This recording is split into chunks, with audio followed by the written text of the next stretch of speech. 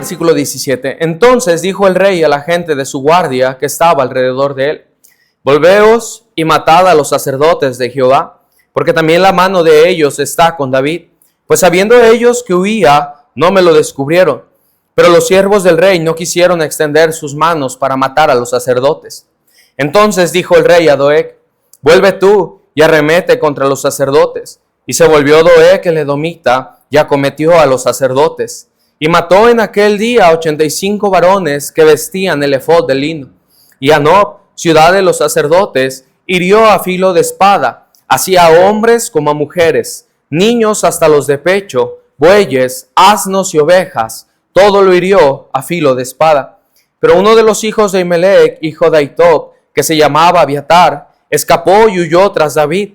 Y Abiatar dio aviso a David de cómo Saúl había dado muerte a los sacerdotes de Jehová. Y dijo David a Abiatar: yo sabía que estando allí aquel día Doeg el edomita, él lo había de hacer saber a Saúl: yo he ocasionado la muerte a todas las personas de la casa de tu padre. Quédate conmigo, no temas. Quien buscare mi vida, buscará también la tuya, pues conmigo estarás a salvo. Vamos a orar. Gracias, Señor, por tu palabra. Gracias, Dios, porque en ella se nos revela cada una de las cosas, Señor, que tú has querido para que nosotros aprendamos de ella. En ella, Señor, encontramos testimonios tanto de las cosas que debemos de hacer, como de aquellas, Padre, que te desagradan y que tú desechas totalmente, Padre. Ayúdanos, Señor, a poder tomar a un ejemplo de la vida de Saúl, no de algo, Señor, que debemos nosotros de imitar, sino algo, Señor, que debemos de tratar de apartar de nuestras vidas, Señor. Danos de tu gracia, Señor, ayúdanos a tomar decisiones, Padre, cada vez que se abre tu palabra. Habla, Señor, a través de tu siervo. Úsame, Señor. Me pongo en tus manos, Padre, para poder bendecir a tu iglesia. Te pedimos esto en el nombre de Jesús. Amén. 85 sacerdotes murieron. Imagínense que 85 pastores en nuestros días son asesinados. Para que comprendamos la gravedad de lo que estaba sucediendo y de lo que estaba pasando, ¿verdad? Estos versículos, hermano, parte de este pasaje, ¿verdad?, que nos faltó estudiar la semana pasada. Estando estudiándolo, ¿verdad?, y pidiéndole al Señor pues dirección para poder enseñarlo, hacen que uno pase saliva, ¿verdad? Ay. Porque la Biblia dice: el que piensa estar firme, mire que no caiga. Y cuando uno lo lee, uno, ¿verdad?, no juzgo a Saúl por lo que hizo, no digo, ¿verdad?, que qué mal hombre, no, sino lo único que puedo llegar y decir es: Señor, guarda mi vida, Señor, cuida mi vida, porque hago recapitulación, ¿verdad?, cada vez que llego a un pasaje donde Saúl está haciendo algo incorrecto, y no puedo evitar recordar a aquel joven, ¿verdad?, miedoso, penoso, ¿verdad?, que cuando lo iban a ungir como el rey, estaba escondido en el bagaje, porque decía: ¿cómo yo voy a ser el rey del pueblo de Israel? Y eso, ¿verdad?, viéndolo cómo comienza y después cómo termina sus días y cómo va acabando su vida, es un poco triste.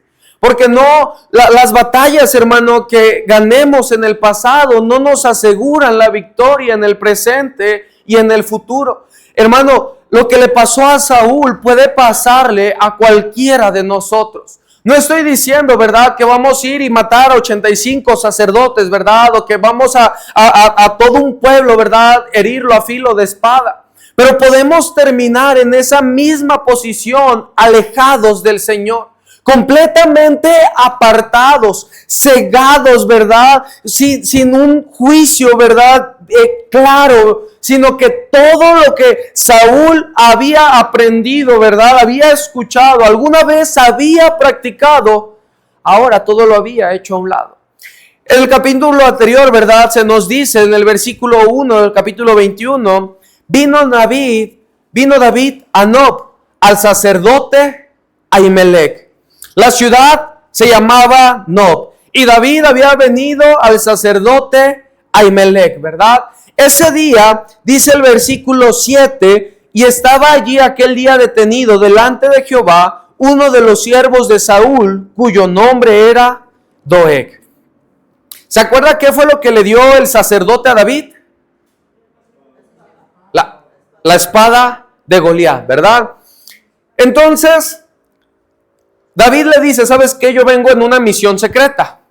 El rey me ha mandado, me lo ha ordenado y me ha dicho que me va a mandar la ubicación donde yo me voy a reunir con los otros hombres. ¿Por qué? Porque Ahimelech, al ser de cierta forma un subordinado del rey, le debía cierta lealtad al rey. Entonces, ¿verdad? Después vemos lo que estudiábamos la semana pasada, cómo es que pues se juntan con él, ¿verdad? Los que afligidos, que estaban endeudados. Pero aquí pasa ya otra escena, ¿verdad? Ya cambiamos ahora otra vez de personajes. La historia en este instante ya no está tan centrada en David, sino en Saúl, su ejército, yendo hacia la ciudad donde estaba aquel sacerdote, ¿verdad? Que se llamaba Nob, yendo hacia Nob. El versículo 6, hermano, comenzamos a leer desde ahí y dice lo siguiente: oyó Saúl que se sabía de David y de los que estaban con él. Y Saúl estaba sentado en Gabá, debajo de un tamarisco sobre un alto, y tenía su lanza en su mano, y todos sus siervos estaban alrededor de él. Y dijo Saúl a sus siervos que estaban alrededor de él: oíd ahora, hijos de Benjamín, os dará también a todos vosotros el hijo de Isaí tierras y viñas, y os hará a todos vosotros jefes de millares y jefes de centenas, para que todos vosotros hayáis conspirado contra mí, y no haya quien me descubra el oído, como mi hijo ha hecho alianza con el hijo de Isaí, ni alguno de vosotros que se duela de mí, y me descubra cómo mi hijo ha levantado a mi siervo contra mí, para que me aceche, tal como lo hace hoy. El rey, hermano, de Israel estaba peleando contra uno de sus soldados. ¿La guerra era contra David, hermano, o contra los filisteos? Contra los filisteos. Pero todas sus fuerzas y toda su energía, todo su poder militar, lejos de dirigirlo a aquello que debía de ser dirigido, lo estaba poniendo contra una sola persona, porque sus celos le habían nublado, ¿verdad?, el juicio. No tenía un claro pensamiento de aquello que era correcto. Mira, hermano, el mundo, ¿verdad?, el Señor Jesús lo decía: en las naciones los reyes se enseñorean de ellas, ¿verdad? Mandan, hacen, todo lo que quieren lo tienen, y tienen a sus subordinados para hacerlo. Pero dice: mas entre vosotros no debe de ser así. El que quiera ser el primero debe de ser el último. Y el que quiera ser, ¿verdad?, el estar en una buena posición, debe de ser primeramente un siervo. Y ese pensamiento, hermano, es el mismo que Jehová tenía en el Antiguo Testamento, porque los dos son Dios. Entonces, él, al poner un rey sobre su pueblo, no quería a alguien que se enseñoreara de su pueblo, sino que quería a alguien que le sirviera al pueblo. Y eso, hermano, es lo que hace un líder. No solamente el pastor, sino aquellos que tienen una posición. No viven para que la gente le sirva a ellos, sino que el líder vive para servir a ellos, ¿verdad? Salma contaba una historia, ¿verdad?, hace tiempo, y nos la decía, ¿verdad?, de cómo un niño les preguntaba ahí en la 1 de mayo que cuánto les pagaban por hacer lo que hacían, ¿verdad? No sé si Miguel la sabe. Y cuando preguntan eso, ¿verdad?, uno dice, pues a veces termino poniendo más, ¿verdad? O yo sacando de lo que me pueden llegar a dar o a pagar. Porque eso precisamente es lo que el Señor quiere de aquellos que tienen un liderazgo. Hermano, el liderazgo de Saúl se convirtió en un liderazgo donde él se enseñoreaba de la gente. donde él, nublado por aquellos celos que le tenía a David, no pensaba en todas las consecuencias que podía tener lo que él estaba haciendo. Hermano, Saúl se había convertido en alguien completamente soberbio. Dice un salmo, ¿verdad?, que el impío, por la altivez de su rostro, no busca a Dios. Saúl estaba completamente alejado de Dios. ¿Por qué, hermano? Por soberbia. ¿Y qué peligrosa es la soberbia, hermanos? La soberbia, hermano, es tan peligrosa que no me doy cuenta que la tengo muchas veces. La soberbia, hermano, es tan peligrosa que como no me doy cuenta que la tengo, todos están mal, menos yo. Como no me doy cuenta que estoy fallando en esa parte, viene alguien, ¿verdad?, y me da una sugerencia y me enojo. Alguien me dice, ¿sabes qué? Cambia esto. Pero como yo pienso que estoy bien y que todos los demás están mal, entonces eso no me hace darme cuenta del pecado en el que estoy cayendo. Y mire, hermano, yo lo he dicho una y otra vez. El hombre es soberbio por naturaleza. Al hombre no le gusta humillarse delante de nadie, y eso, hermano, incluye al Señor. Al hombre no le agrada, hermano, recibir instrucciones, recibir órdenes. Por eso, ¿verdad?, veíamos antes cómo es que pues utilizaban a los esclavos porque no les gustaba. Es más, hoy en día, ¿verdad?, al trabajador no le gusta cómo su patrón lo manda, cómo su patrón, ¿verdad?, le ordena, porque no nos gusta, hermano, que nos manden. Ahora, obviamente, ¿verdad?, hay formas de hacerlo y hay maneras, pero a veces, aunque se haga de la mejor manera, no nos agrada y no nos gusta. Por eso dice la Biblia, ¿verdad?, la necedad está ligada al corazón del muchacho. ¿Por qué, hermano? Porque en nuestra naturaleza, desde que estamos jóvenes, desde que estamos pequeños, no nos gusta, ¿verdad?, doblar nuestra cabeza y someternos a la autoridad de alguien más, o de este mundo, o de Dios mismo.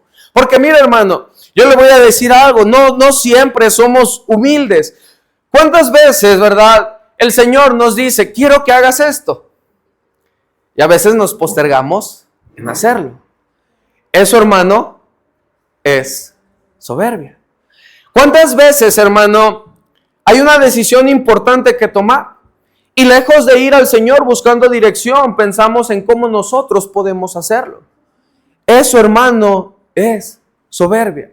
¿Se acuerda, verdad, de aquel hombre Nabucodonosor?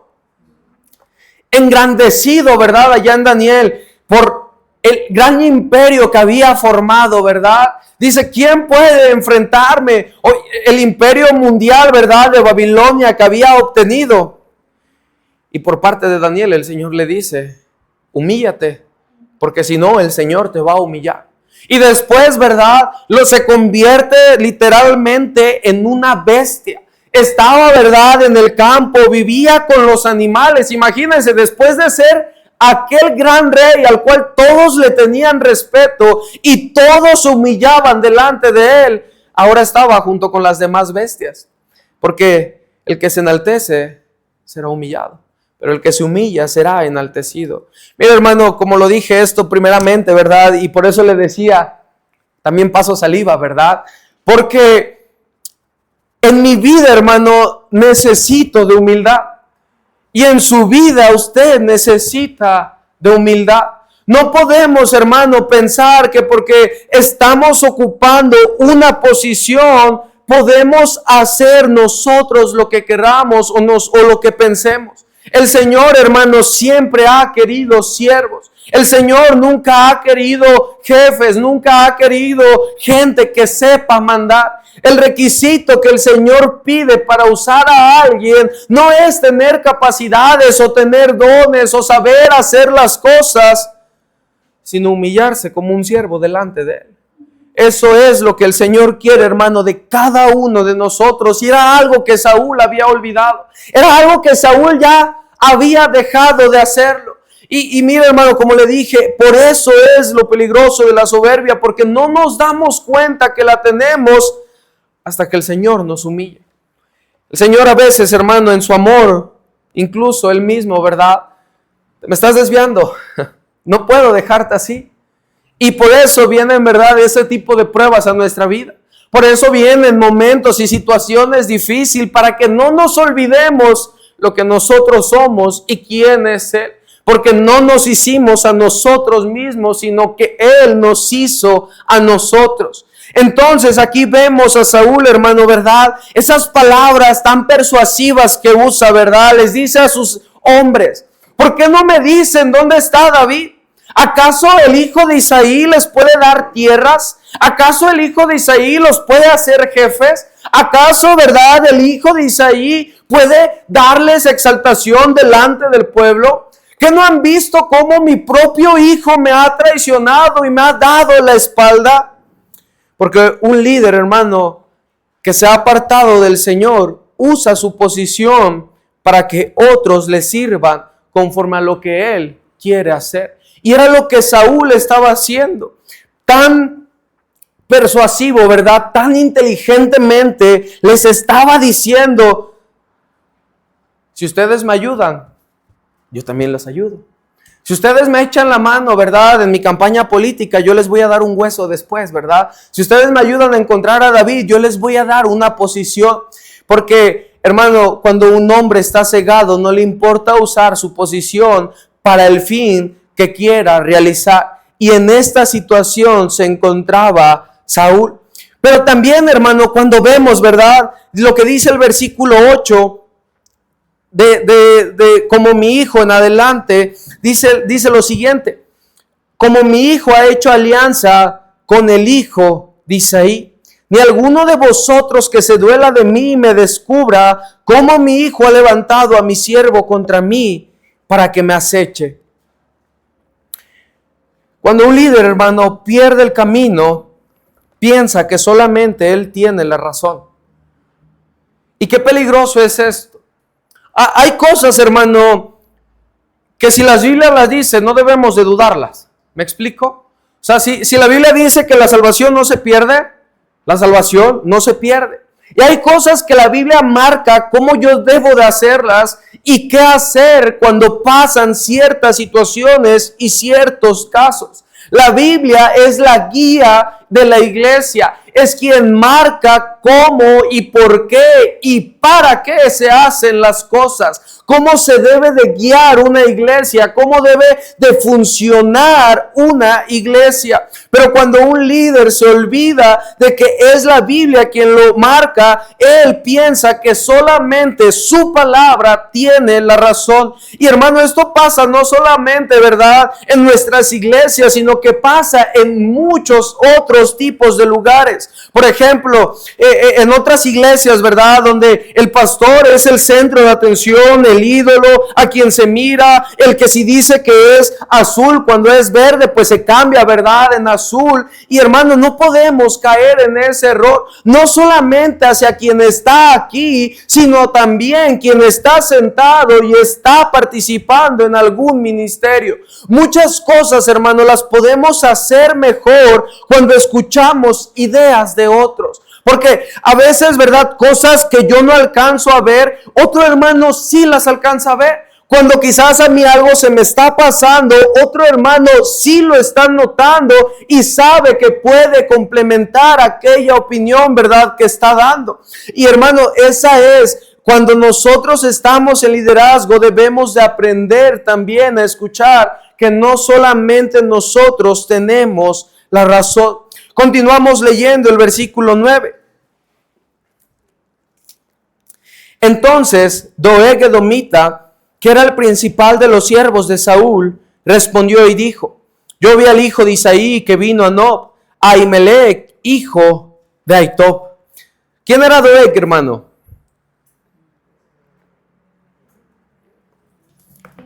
Lo mencionamos al principio. Doeg. ¿Dónde había estado Doeg, hermanos? No. Acuérdese, hermanos, acuérdese. No, lo leímos al principio, hermanos. Pero ¿dónde había estado Doeg cuando? ¿En cuál pueblo, hermana? en Nob, cuando David estaba con el sacerdote Ahimelech. Él lo había visto, ¿verdad? Entonces, él le dice, ¿verdad? En el versículo 10, el cual consultó por él a Jehová y le dio provisiones y también le dio la espada de Goliat, el filisteo. Y el rey envió por el sacerdote Ahimelech, hijo de Ahitob, y por toda la casa de su padre, los sacerdotes que estaban en Nob, y todos vinieron a él. Y Saúl le dijo, oye ahora, hijo de Ahitob. Y él dijo, heme aquí, señor mío. Y le dijo Saúl, ¿por qué habéis conspirado contra mí, tú y el hijo de Isaí, cuando le diste pan y espada, y consultaste por él a Dios para que se levantase contra mí y me acechase como lo hace hoy día? ¿Se da cuenta, hermano? Cuando hay un problema, hermano, así, ¿qué es lo correcto hacer? ¿Dar suposiciones o investigar primeramente? ¿Qué estaba haciendo Saúl? Acusando sin investigar y sin pruebas, ¿verdad? Solamente por lo que le dijo aquel hombre, ¿verdad? Doeg. Entonces, vemos, hermano, cómo ahora todavía Saúl, ¿verdad? Ya ni siquiera estaba actuando con sabiduría. Porque, hermano, cuando la soberbia llega, la sabiduría también se aparta de nosotros y las cosas que antes hacíamos de una manera correcta, las podemos dejar de esa forma como las hacíamos anteriormente. Entonces, ¿verdad? Manda a traer a aquellos sacerdotes y les dice, ¿por qué tú has alimentado? ¿Por qué tú has ayudado a David? ¿Por qué me has traicionado, verdad? Mira lo que dice versículo 14 y cómo es la respuesta de Ahimelech. Entonces Ahimelech respondió al rey y dijo, ¿y quién entre todos tus siervos es tan fiel como David, yerno también del rey, que sirve a tus órdenes y es ilustre en tu casa? ¿He comenzado yo desde hoy a consultar por él a Dios? Lejos sea de mí, no culpe el rey de cosa alguna a su siervo, ni a toda la casa de mi padre, porque tu siervo ninguna cosa sabe de este asunto, grande ni pequeña. La gente, hermano, conocía a David. Sabía la forma en la que David servía por estas palabras que le da Ahimelech. ¿Y quién entre todos tus siervos es tan fiel como David? Es tu yerno. Imagínese a Ahimelech, ¿verdad? Sin saber, pues absolutamente nada de lo que está pasando. Y diciéndole, de todos los que tú traes y de todos los que vienen contigo, de entre todos ellos, el más fiel que tú tienes es David. No hay otro que tú tengas como él.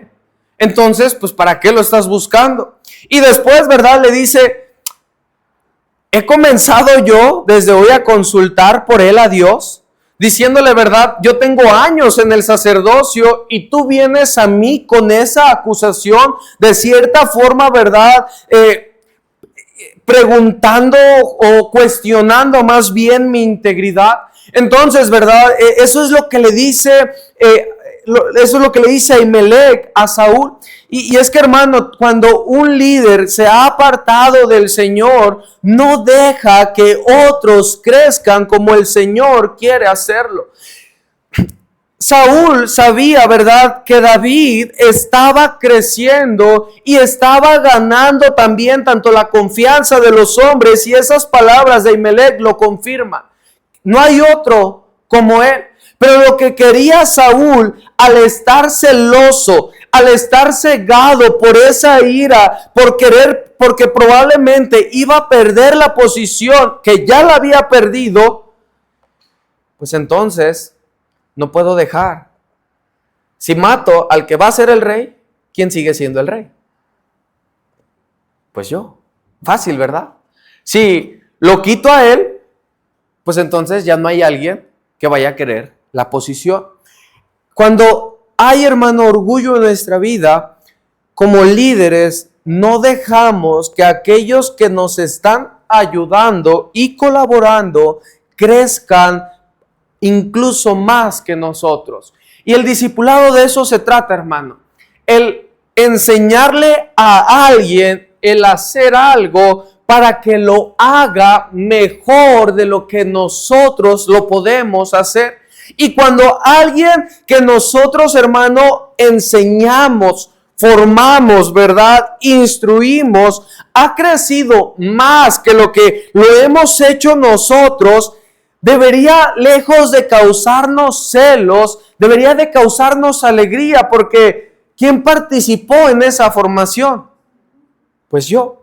Entonces, eso, hermano, es bien importante. Yo voy a enseñar a otros, no para tenerlos abajo de mí, sino para que ellos puedan crecer y hacer más de lo que yo hice. ¿Se acuerda cuando el Señor Jesús le decía a sus discípulos? Y ustedes harán mayores obras que las que yo he hecho. No vemos, hermano, en esas palabras ningún tipo y ninguna clase de celos. Al contrario, vemos a un maestro alegrándose de que sus alumnos iban a poder extender el evangelio, plantar iglesias, salvar gente por el evangelio a lugares donde él no había sido aceptado o no había podido llegar, y sus discípulos, sus pupilos, sí lo iban a poder hacer. Entonces el Señor Jesús también nos muestra ese ejemplo, que cuando yo estoy instruyendo a alguien, lejos de hacerlo menos, yo tengo que buscar que esa persona lo haga mejor de lo que yo lo puedo hacer. Pero cuando un líder, hermano, se olvida de su Señor, hablando dentro de la iglesia, no deja que otros crezcan. Él estaba diciendo, si mato a David, yo sigo siendo el rey. Si lo mato a él, yo me quedo con el reino. Iba a venir otro rey probablemente, y hubiese sido el nombre que fuera, ¿qué cree que iba a hacer Saúl? Querer matarlo. Porque sus celos, hermano, nublaban el juicio que él tenía. Continuamos leyendo versículo 16. Y el rey dijo, sin duda morirás, Ahimelech, tú y toda la casa de tu padre. Entonces dijo el rey a la gente de su guardia que estaba alrededor de él, volveos y matad a los sacerdotes de Jehová, porque también la mano de ellos está con David, pues sabiendo ellos que huían, no me lo descubrieron. Pero los siervos del rey no quisieron extender sus manos para matar a los sacerdotes de Jehová. No era tonto Saúl, ¿verdad? ¿Por qué quería mandar a otros a matar a los siervos de Dios? Para no mancharse, ¿eh? Pero, ¿verdad? Dice el Proverbio capítulo 33, ¿verdad? 32. Tanto peca como el que mata la vaca, como el que agarra la pata. El problema, hermano, del pecado es que no solamente nos afecta a nosotros, sino que alcanza a agarrar a otros. Estos hombres, hermano, tenían la obligación de obedecer al rey y de serle leales hasta la muerte, ¿verdad? Porque eran sus soldados, quienes lo acompañaban a las guerras y quienes iban con él hasta el fin del mundo, ¿verdad? Hasta donde el rey dijera, ellos estaban obligados a ir porque para eso habían dado su vida. Pero sus siervos no querían matar a los siervos de Dios. Y mira, hermano, cuando alguien hace algo incorrecto, aún a pesar de la posición que tenga, del lugar que ocupe, de la influencia que pueda llegar a tener, del poder humano que pueda poseer, si me está mandando a hacer algo que la Biblia no aprueba, ¿debo de hacerlo? No. Aunque los resultados no me favorezcan, aunque lo que después suceda no me convenga, yo debo de mantenerme firme en mi convicción. Pero después, ¿verdad? Dice el versículo 18, Entonces dijo el rey a Doeg: vuelve tú y arremete contra los sacerdotes. Y se volvió Doeg el edomita y acometió a los sacerdotes y mató en aquel día a 85 varones que vestían efod de lino. Y a Nob, ciudad de los sacerdotes, hirió a filo de espada, así a hombres como a mujeres, niños hasta los de pecho, bueyes, asnos y ovejas, todo lo hirió a filo de espada. Pero mire lo que dice el versículo 19, y a Nob, ciudad de los sacerdotes, hirió. No dice hirieron, hirió. O sea que lo que hizo Doeg no solamente fue matar a los 85 sacerdotes, sino que entró a la ciudad de los sacerdotes y lastimó a hombres, a mujeres y los niños, hasta aquellos que estaban de pecho. El problema, hermano, como les decía, es que nuestro pecado y nuestro orgullo, nuestra soberbia, no solamente se queda en nosotros, sino que también se transmite a otros. Ahora, ya no solamente era Saúl el único desquiciado, ¿verdad? Sino que era junto con Doeg. Había encontrado a la persona que sabía que lo iba a seguir en sus locuras. Todo el ejército había dicho: ¿sabes qué? No. Pero por eso les decía, la soberbia nos pone una venda en los ojos. Y aunque todos digan que no, pues si hay dos, nosotros sí estamos bien. Ese era el punto, hermano, al cual había llegado Saúl. Imagínese eso, matar a tantas personas, no tener ni siquiera, ¿verdad?, los escrúpulos, ¿verdad?, para decir, pues hasta los bebés también. Hermano, les dije, ¿verdad? No estaba matando a otro pueblo enemigo. No estaba matando a un pueblo que le había hecho daño a Israel. Su visión estaba tan cambiada, tan transformada, que hasta su propio pueblo estaba matando.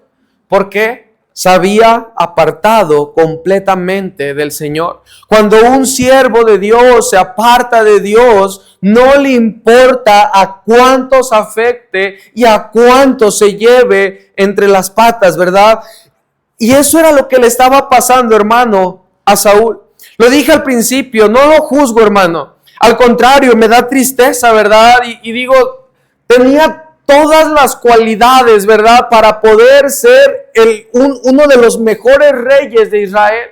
Ninguno, ¿verdad?, dice que del hombro para arriba no había ninguno más alto como él. Hombre de guerra, imponente, ¿verdad? El Señor lo había escogido. Y ahora estaba mandando a matar a 85 varones que vestían el efod de lino.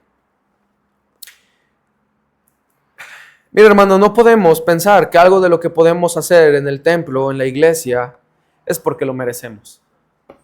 No podemos pensar que si hago algo, desde lo más pequeño que sea, hermano, hasta dar nuestro diezmo, ¿verdad?, es porque yo soy alguien para hacerlo.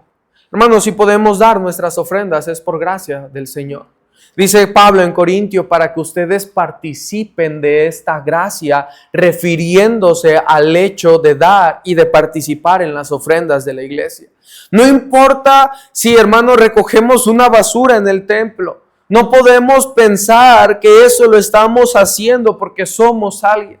No podemos pensar, es más, que si nosotros estamos hoy miércoles en la iglesia es porque somos mejores que los que no vienen el miércoles a la iglesia. No podemos pensar que si nosotros venimos el domingo en la tarde somos mejores que aquellos que están el domingo en la mañana. Al contrario, debemos de orar por ellos para que ellos reciban la misma bendición que nosotros recibimos al congregarnos el miércoles y el domingo en la tarde. Hermanos, se trata de que entendamos que la posición que ocupamos estamos en el Señor es solamente a través de su gracia, y que no se nos olvide, que lo tengamos bien presentes en nuestras vidas, que cada vez que participemos, hagamos, demos, nos desgastemos por el Señor, digamos, es por gracia solamente. Versículo 20.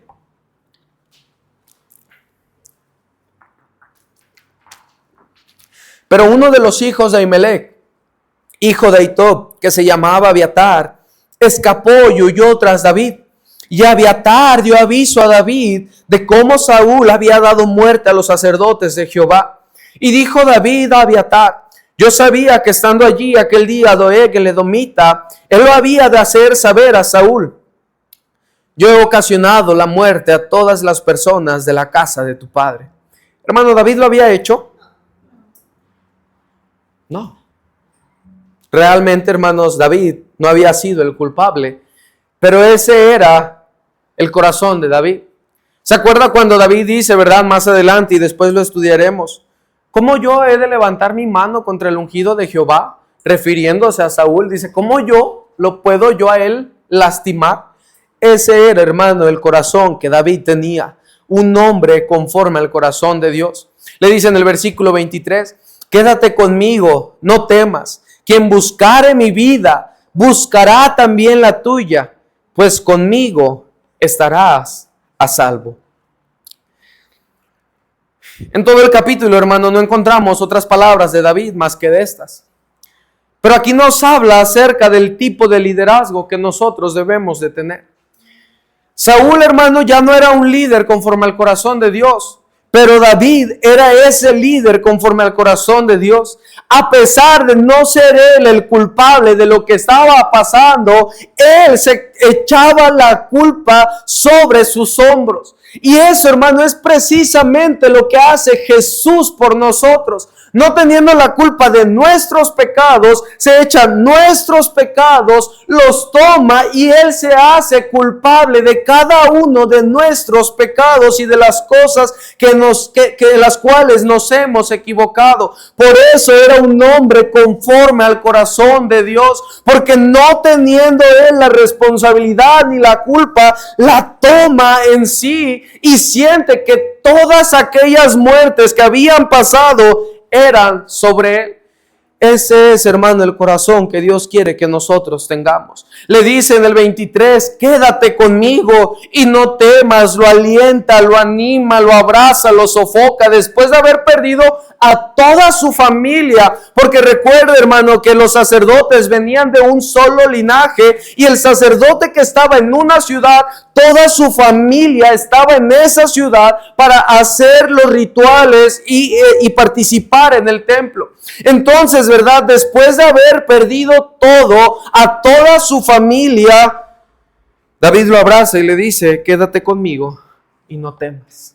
Esa es la clase, hermano, que Dios quiere de líderes que nosotros seamos. Líderes que puedan entender el dolor de otros y hacer lo propio. Tomarlo y ser, ¿verdad? Tener ese sentir, ¿verdad? Hacia los demás. Quien buscare mi vida, buscará también la tuya, pues conmigo estarás a salvo. Posteriormente, ¿verdad? A Abiatar, hermano, mire lo que dice en el segundo libro de Samuel, capítulo 8, versículo 17.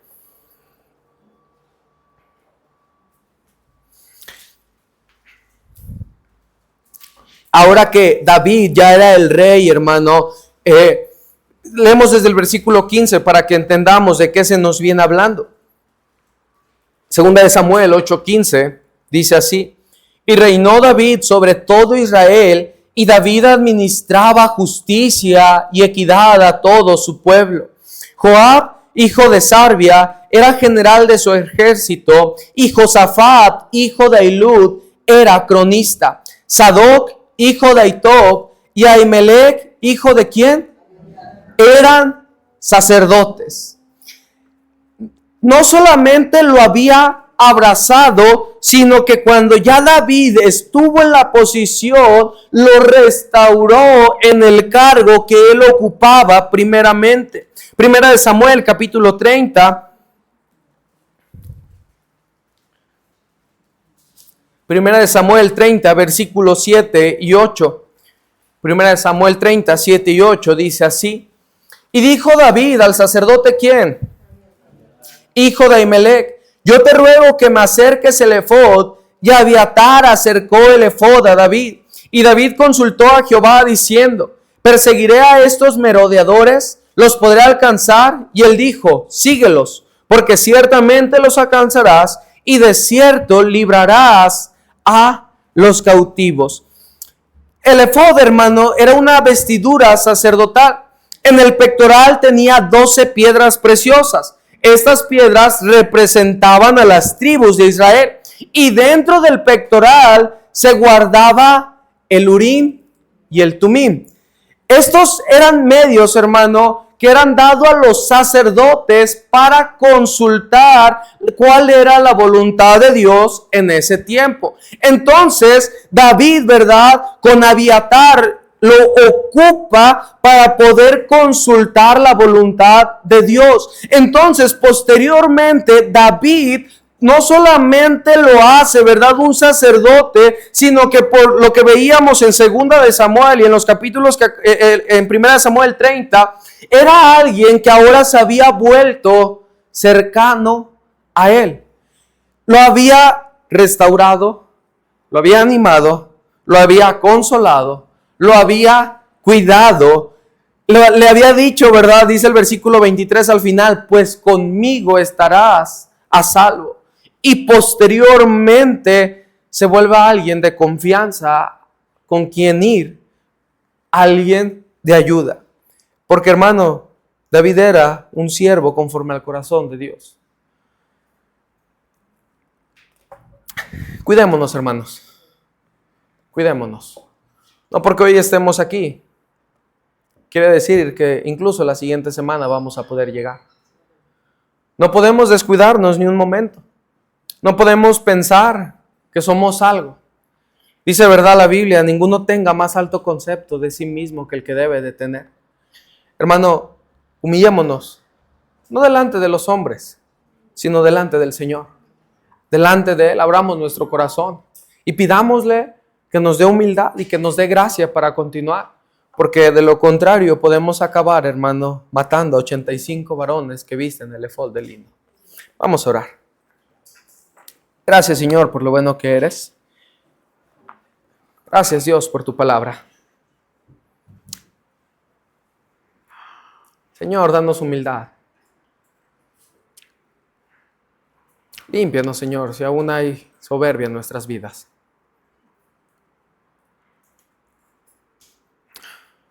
Necesitamos, Señor, que nos purifiques para que nos puedas usar de la forma correcta. Señor, danos gracia para poder mantenernos firmes. No creer que somos algo. No creer que merecemos algo, Señor. Y Señor, si un día llegamos a hacerlo, ten misericordia de nosotros.